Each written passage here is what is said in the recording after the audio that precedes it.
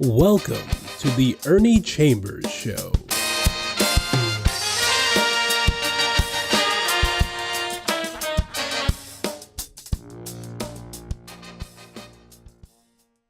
Brothers and sisters, friends, enemies, and neutrals, it's good to be here today.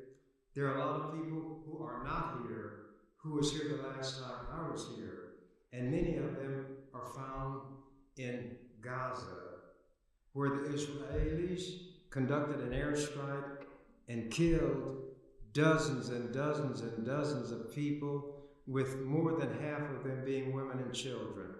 But I'm not going to go into that this evening because it would take all of the time and probably sap my energy. So I'm going to talk about the importance and significance of voting. This is the year of politics. Every year there's something political going on, but whenever there is a presidential race on the horizon, that is the crowning year event in politics. This is one of those years. So I want to touch on the significance of voting and related issues. As Black people, we know if we just watch television and couldn't read, but if we did read, including the newspaper, and watch the news, we saw during the 60s the horrible things done to Black people who were simply trying to vote.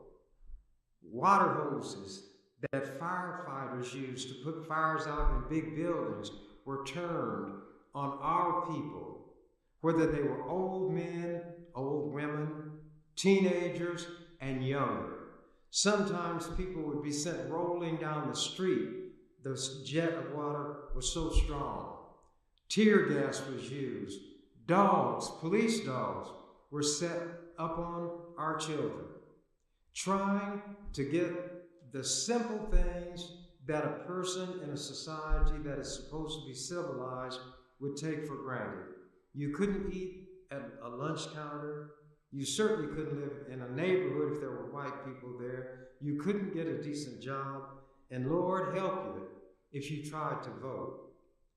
There were times that the registrar would tell people, you can't register because we have to give you a test. How many bubbles are there in a bar of soap? How many windows are on the northeast corner of the courthouse? Things like that. To help ignorant white people, and by that I meant simply those without knowledge, without education, who couldn't read. But the registrars and the powers that be wanted them to be able to vote. They had what they called a grandfather clause, and this is where that clause developed. If a relative of yours voted in an election, however many years ago that they say, that automatically entitled you to vote without even registering. That person who was white made it possible by registering for you to be registered. Those of us who would appear in person could not register, therefore could not vote. Sometimes if you registered, your registration was torn up, votes were thrown out, there was corruption everywhere. When your enemy chooses something that puts him in fear, he automatically signals to you that this has power. Voting is something that these racists, not just in the South, not just during the civil rights explosive era of the 60s, but always, they want to do everything they can, put every roadblock in our path so that we cannot register or cannot vote. They change polling places. That's where you actually go to vote without giving adequate notification. These kinds of things still go on today. It's not the land of the free. When Francis Scott Key wrote those words, the land of the free and the home of the brave, when it came time to apply to Black people, it was the land of the tree, the lynchings, and the home of the slave. And Francis Scott Key himself was a slaveholder, as was Thomas Jefferson, Patrick Henry, George Washington. In fact, George Washington, the first president of this country, had so many slaves that when the Civil War broke out, the racist slaveholders in the South, the secessionists, the rebels, took George Washington as their patron saint because he himself had so many slaves. These are the kind of things that those white people who talk about critical race theory, they don't even know what those initials stand for. They mean they don't want the truth about their history told. Whatever your enemy fears is what is able to do the most damage to him and be of greatest help to you. Well, in Omaha, there may be some problems, as there will be anywhere when you have a large-scale system that's being administered. But I have not had anybody contact me to say that in Douglas County they were aware of any inappropriate conduct by the election commissioner, those who worked in that office, or anybody associated with the system. The biggest problem we had was when the legislature, trying to put a roadblock in the path of as many black people and poor white people as they could, required what they call photo ID. I'm not going to go into all the details of that, but I'm just trying to point out and make as clear as I can that voting is a powerful, not just a tool. A tool is used to do meaningful work, things that help. It's a powerful tool and also a weapon. A weapon is used against your enemy, somebody who's trying to hurt you. So whether you look at voting as a tool for constructing a better life by putting people in office of your choice who will do the right thing to the extent that they can, or a weapon that might put as many roadblocks in the path of enemies who are trying to get those positions of power. By the way, I'm running for re-election to the legislature. Some people have raised an issue about my age. Currently, I'm 86 years old. My birthday, July 10th, will make me 87. That will put me 10 years beyond what the Bible says is the number of a man's years. The numbers of a man's years are 70. A score is 20 years. 3 times 20 is 60, plus 10 is 70. So I'm 10 years over that limit already. This birthday that I'll have in July will make me 87. Do I look it? Some of you said I look like I'm 103. Well, if I look like 103 and I'm still here and can drop down and do 25 or 30 push-ups whenever anybody would catch me on the spur of the moment, well, I'm not too feeble. And I believe that my mind is clear. How many of you can do this? Z, Y, X, W, V, U, T, S, R, Q, P, O, N, M, L, K, J, I, H, G, F, E, D, C, B, A. For those who may not know, that's the alphabet backwards. You know, if I can say the alphabet backwards, which comprises only 26 letters, I can certainly count from 100 to 1. And in the legislature, what more do I need than that? I can quote long poems. I can sing songs, not well. In fact, I'm called the burglar of music because I break into song. Does this seem to be a lighthearted approach? It may be, but when you're trying to communicate with people, that means you, to the extent possible, are trying to put into their mind what you have in your mind. We use speech, gestures, facial expressions, meaningful pauses, explanations to try, to the extent possible, to show the person or persons we're trying to communicate with what is actually in our mind. There are people, as I was saying before I so rudely interrupted myself, who risked not only having the fire hoses and the dogs set upon them, but being thrown in jail, to be beaten. Fannie Lou Hamer was beaten so badly that she had to go to the hospital. For what? And this was a woman trying to vote in the land of the tree and the home of the slave, trying to the extent that she could, through voting and legitimate means, to make it, in fact, the land of the free and the home of the brave. Tuesday,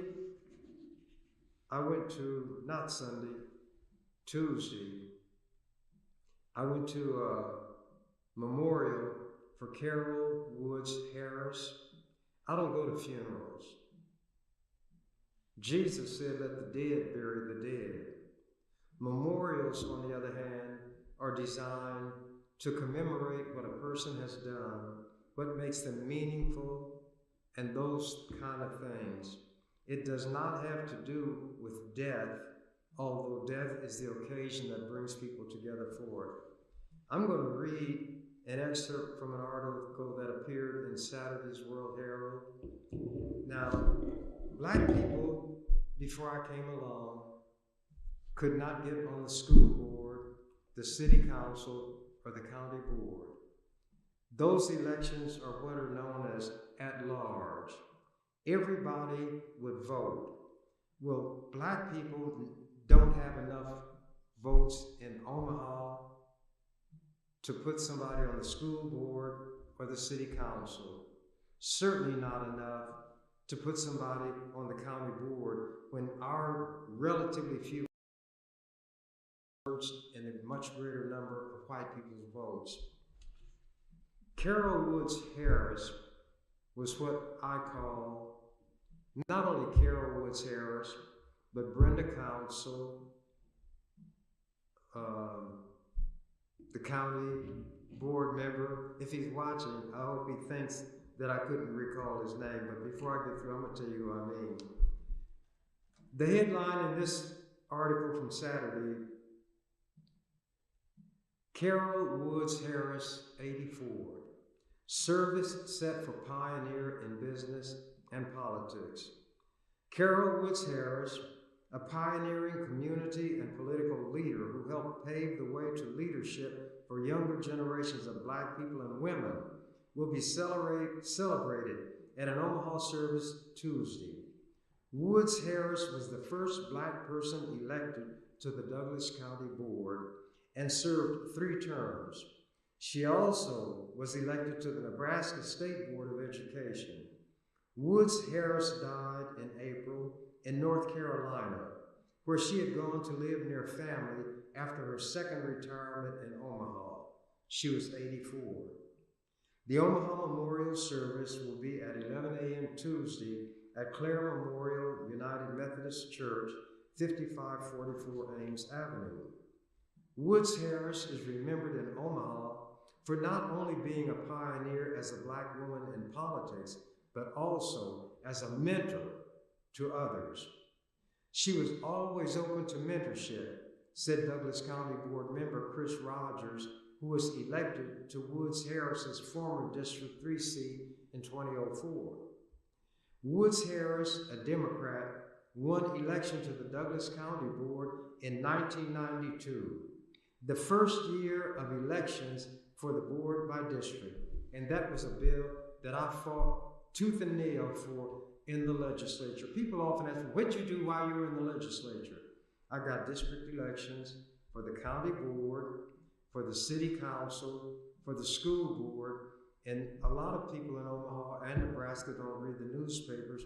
These things were written about in national publications because they knew that Nebraska is if you're being nice, an ultra-conservative, narrow-minded state, and there are very few black people.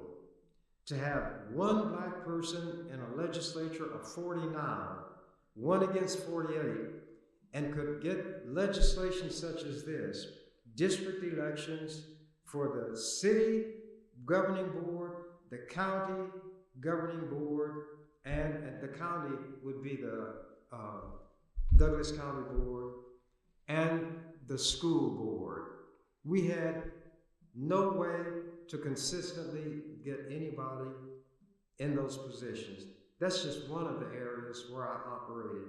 And it's why I consider all of the black people who landed in those positions to be my political godchildren. I am their political godfather, whether they like it or not. See, we don't get to choose our parents. Parents don't get to choose their children, but they get to choose whether they're going to keep them alive or drown them in a bucket of water. Anyway, Woods Harris, the Democrat, won election to the Douglas County Board in 1992, the first year of elections for the board by district.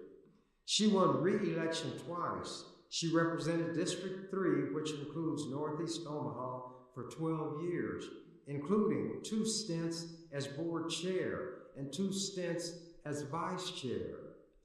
She was active in other areas as well, including as a founding member of the Women's Fund of Omaha, a board member of the United Methodist Community Centers, vice president of the National Council of Negro Women, president of the Leadership Omaha Alumni Association for Legislative Advocates for the Urban League of Nebraska.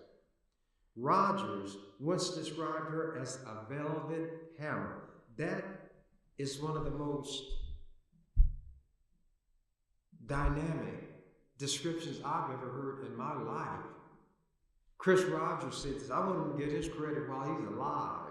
He probably doesn't watch this, even if he knows how to get it on his gadget. Rogers once described her as a, quote, velvet hammer, unquote, for her ability to be effective without rancor.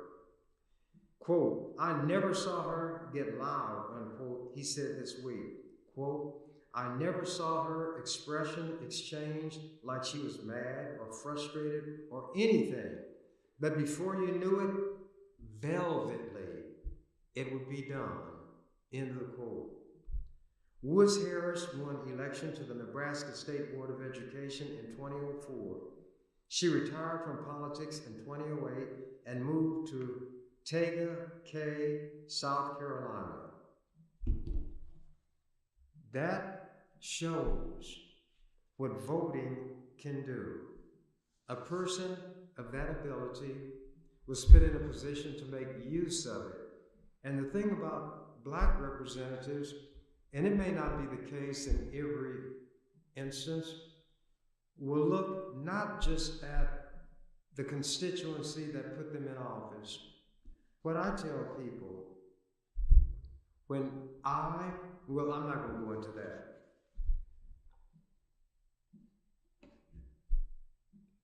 Do you all realize that the Constitution of the United States, the land of the free and the home of the brave, makes 4 references to slavery, the acknowledgement that at the time this country was founded, slavery was in full flower?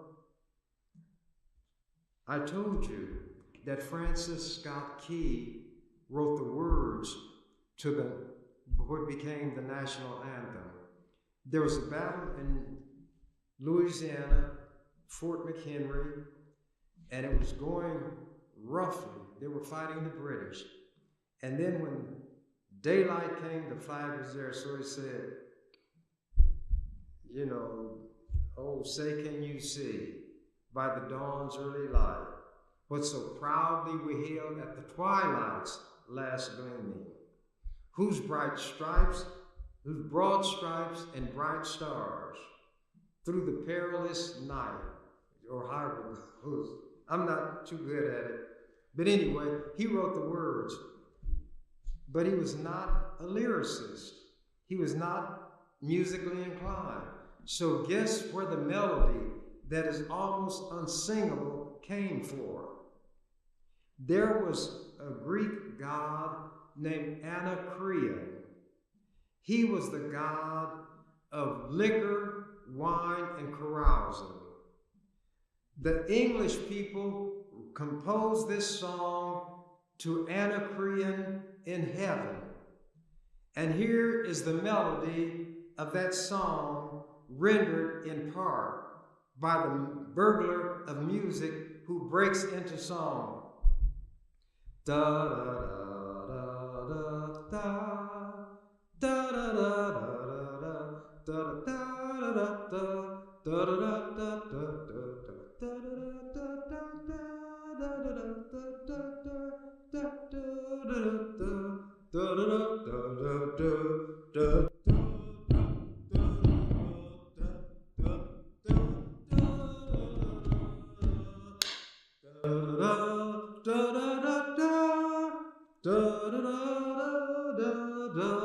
That melody came from the British drinking song to Anacreon in heaven.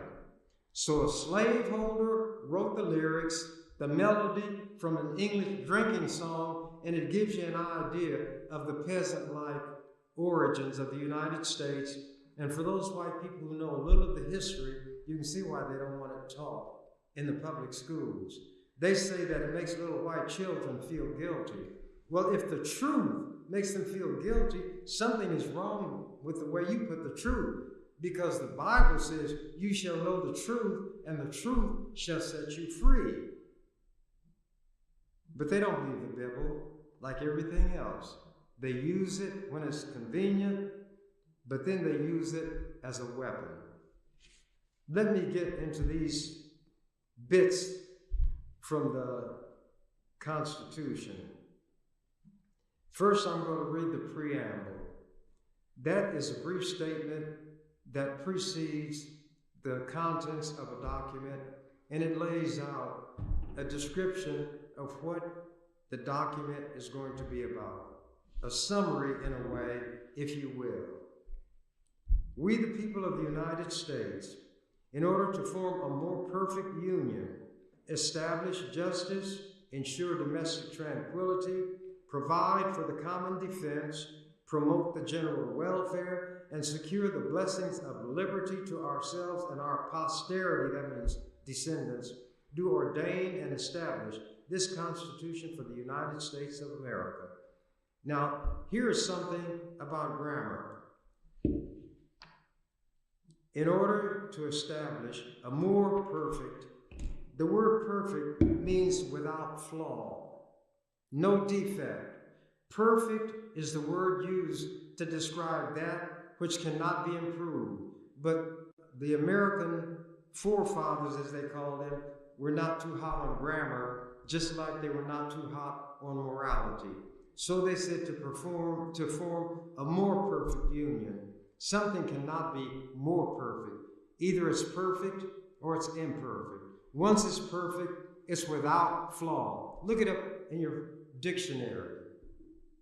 Anyway,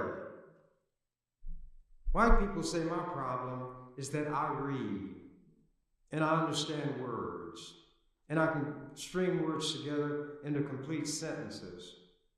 But they're telling the truth. But I don't use language as a weapon to hurt people who should not be hurt. I use language to soothe the brokenhearted, and my constituency comprises the 3 L's: the least, the last, and the lost. I read the Bible 8 times from cover to cover when I was a student in high school.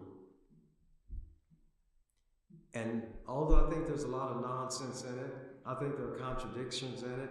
There is rape, murder, incest, lying, cheating, stealing, genocide. All of those things are in the Bible. So when these people who want to take certain literature off the shelves in the libraries, not just in schools, but public libraries, the first book that ought to go is the Bible.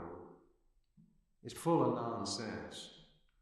And As the Gershwin brothers, one wrote it and the other put the music to it, it ain't necessarily so.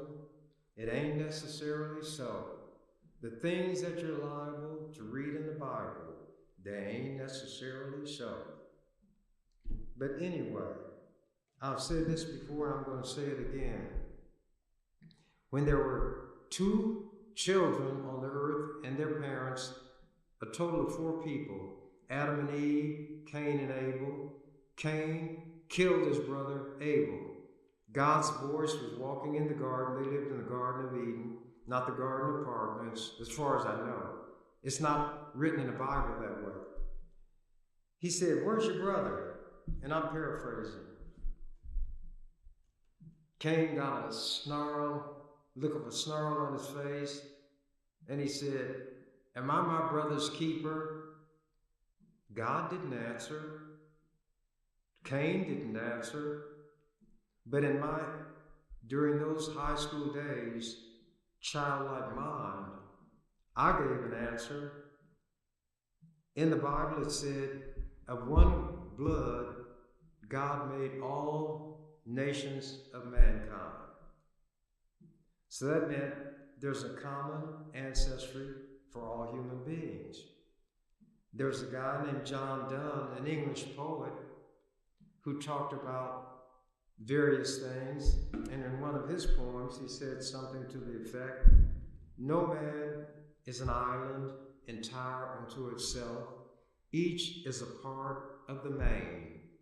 He talked about how, and the main was England. The main meant the entire country. Each is a part of that. And if a clod fell off, a piece of it washed away, then the main was lessened, made less by the loss of that clod. And after dealing with that, he said, "Every man's death diminishes me because I am a part of humankind. Therefore, seek not to know for whom the bell tolls. It tolls for thee." In those days when somebody crowed, the bell would ring and you knew another one had bit the dust. So, when I was sworn in as a member of the legislature, and even before then, I wouldn't swear. And when I use the term swear now, I'm not talking about foul language, obscene language, bad words. It's an oath. And in the court, or wherever you take an oath, in a legal setting, it doesn't mean that by you saying, "I swear to tell the truth and whole truth, nothing but the truth," in your mind you're saying, "I swear to tell the truth and the whole truth and everything but the truth." It simply establishes a point in time where you created a legal liability on yourself if what you say is not true. If you knowingly speak an untruth under oath, it's known as perjury. Perjury does not refer to a mere untruth. It is an untruth knowingly and intentionally spoken when you are under oath. You had promised, knowing that there's a penalty if you lie. You promised to tell the truth. So when I put my hand up like we all do, I don't mind doing that. And the Constitution of the state gives the words that are given to somebody who's going to become a state officer, whether it's a member of the legislature, a member of the court, or a state office like the Attorney General, the Secretary of State, and right on down the line.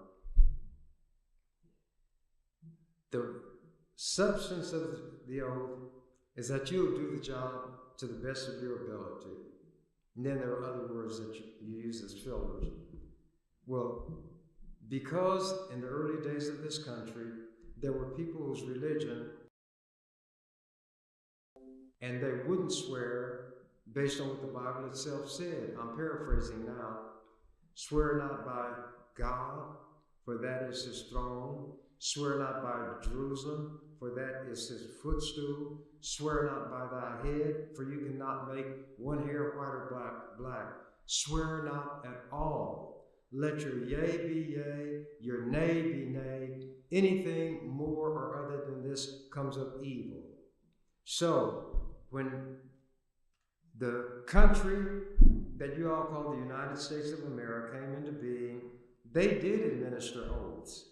But because there were certain religious people who took their religion seriously enough, maybe not enough to avoid committing adultery, fornication, and things like that, but they took it seriously enough to do the easy things like not swearing, they'd put in parentheses, or affirm.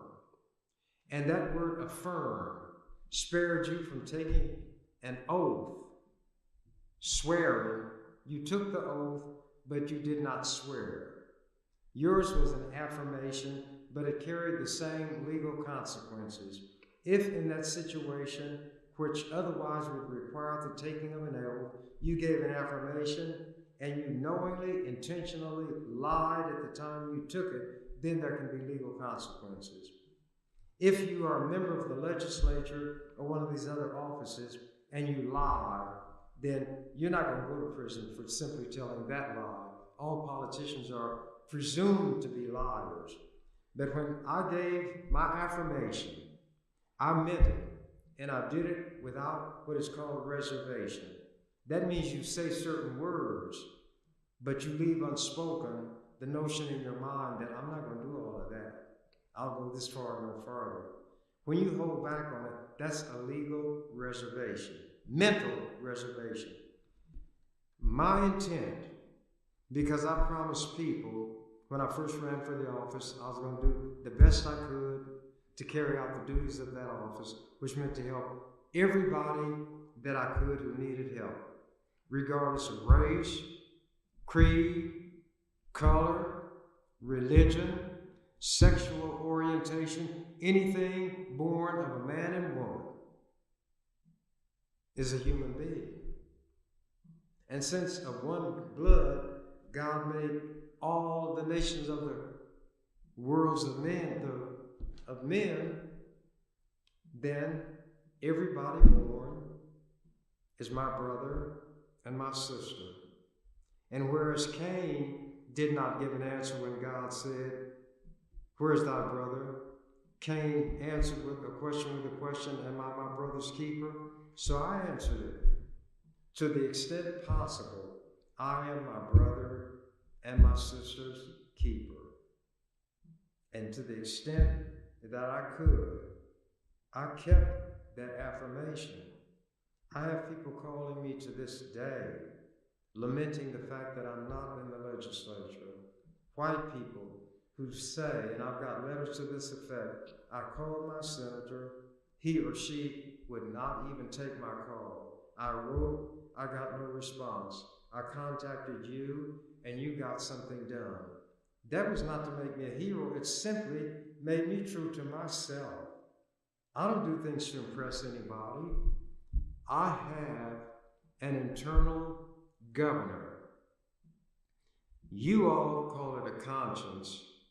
I call it what I call it. And that's between me and me.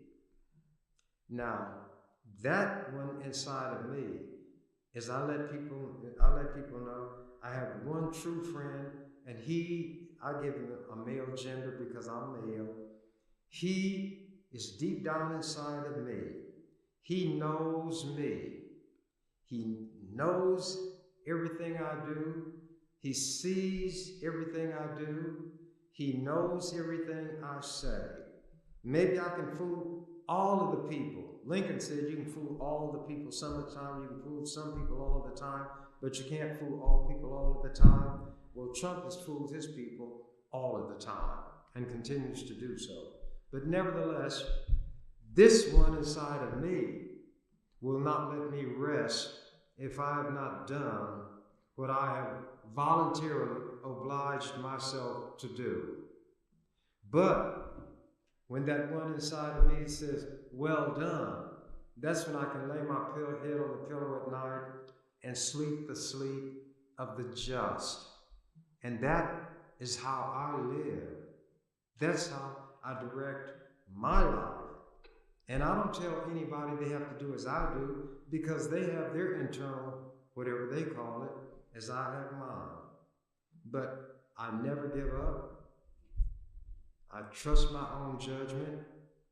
I will never quit.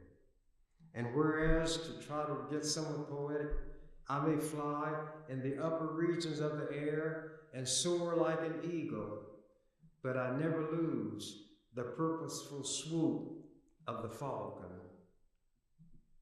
And that's the way I operate. So it doesn't make any difference to me whether people approve of what I do, whether they disapprove, whether they like me, whether they dislike me. It doesn't hurt me.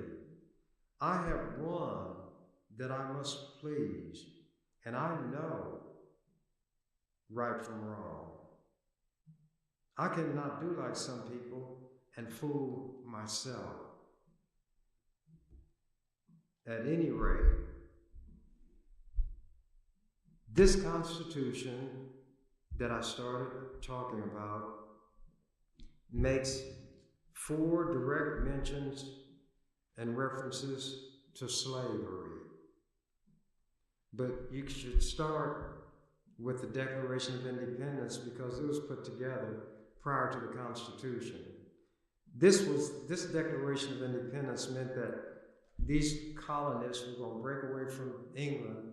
They were going to commit treason against their king, King George. And it starts,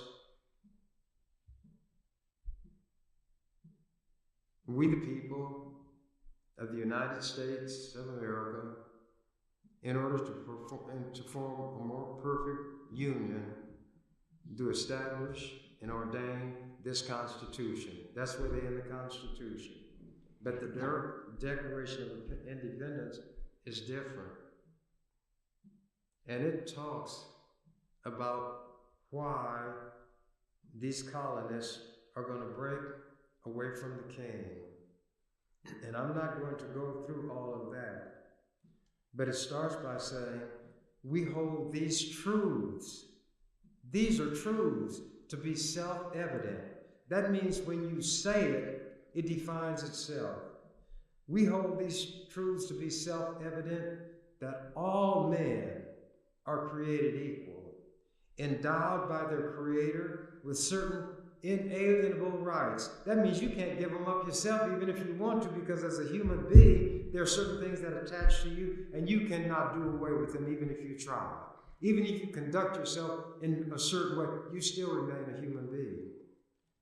Endowed by their Creator with certain inalienable rights, among these life, liberty, and the pursuit of happiness.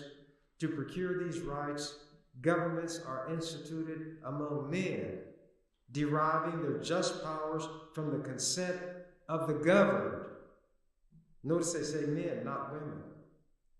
And that they derive their force, the government, from the consent of the governed. Anybody who's governed has a right to either consent or dissent when a certain policy is in place. But not to take up arms, that becomes a revolution. But black people were not included in that we the people. We were never included when it came to having all of the rights that goes along with something like that. But then this Constitution of this country that was supposed to be a beacon of light to everybody else had to acknowledge that they had enslaved people. They treated us like cows, pigs, and chickens. They raped black women, raped little girls. Thomas Jefferson, who did a lot of drafting of documents, had a 14-year-old girl named Sally Hemings that he traveled to France with and committed sexual acts and produced children on this child, Thomas Jefferson.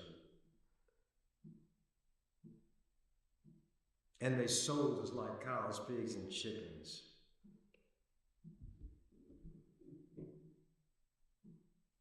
I'm going to read the preamble, as I said. We, the people of the United States, in order to form a more perfect union, establish justice, ensure domestic tranquility, provide for the common defense, promote the general welfare, and secure the blessings of liberty to ourselves and our posterity, do our for the United States of America. And Thomas Jefferson, in one of those rare instances of telling the truth, discussing slavery, he said, I tremble for my country when I remember that God is just, but he didn't tremble enough to free his slaves. And then I add this, Thomas Jefferson had a few favorite black women. And when Mrs. Jefferson, no woman likes the man that's supposed to be her husband or her man to be messing around with other women. She said, Thomas, I want to talk to you. He said, what do you want to talk to me about, Mrs. Jefferson? She said, Thomas, you leave those black women alone. He said, Mrs. Jefferson, I'll leave you alone first. And he often left her alone to go down into the slave huts and commit sexual acts on those black women. That's the history that the people who are white today and know their history don't want taught in the schools. Because the history of this country is so ugly, so anti-human and righteousness that those in power don't want it to be taught. So what am I getting at? A number of things. But I want to show where the Constitution acknowledged the slavery. In Article 1, Section 2, representatives and direct taxes shall be apportioned among the several states which may be included within this union according to their respective numbers, meaning population, which shall be determined by adding to the whole number of free persons, white people, 3/5 of all other persons. Those were the slaves. That's what they mean by the 3/5 of a man.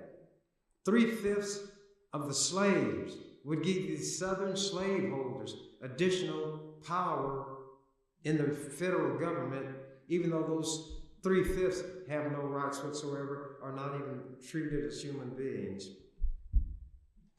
Article 1, Section 9, to protect the slave trade.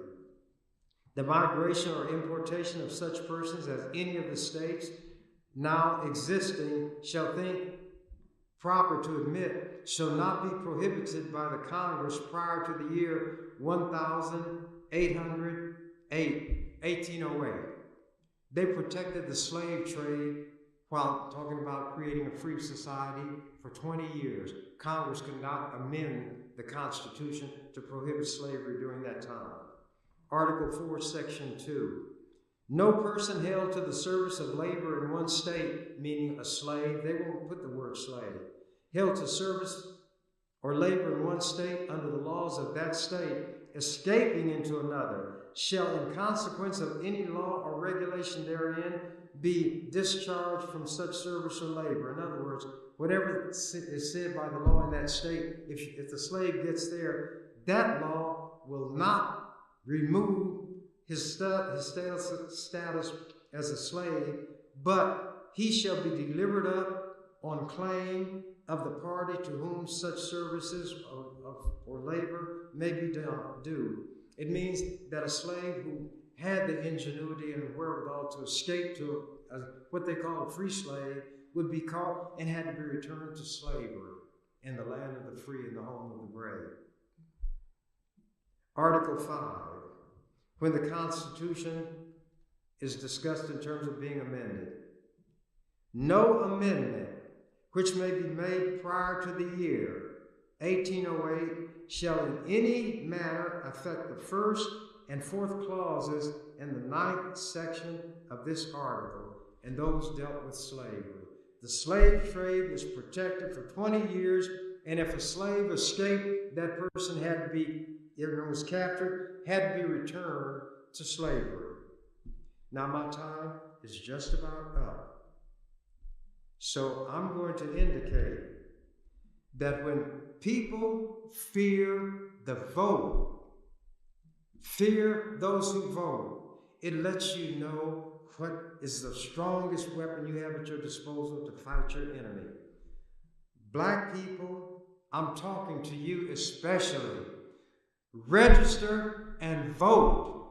Vote for the person who you feel is going to do the job that is required, meaning give his or her best thought, study, and ability to make sure that all people, to the extent one person can do it, will enjoy the fruits of liberty, justice, and equality.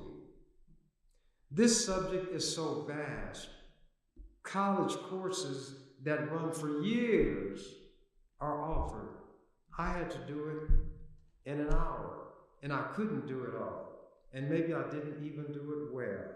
But I'm not going to shortchange myself. I did what I could with what I had to work with in the time allotted. And if I get back in that legislature, there's going to be a change. And I've had people call me from other parts of the state who said if they could vote for me, they would, but they know they can't. And one of these times I'm going to discuss how it was that I got the things done in the legislature that I did, such as retaining the one electoral vote that Nebraska has.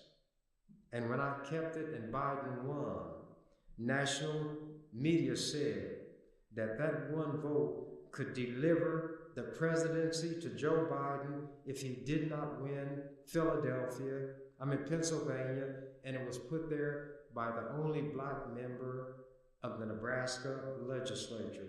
You all don't know what you have, do you? And some of you who know what you have don't like it, do you? Well, I got to be me. What else could I be but what I am? And take it or leave it, like it or love it. What you see is what you get. And as the canary said, when he found out that the door to the cage was open, I'm out of here.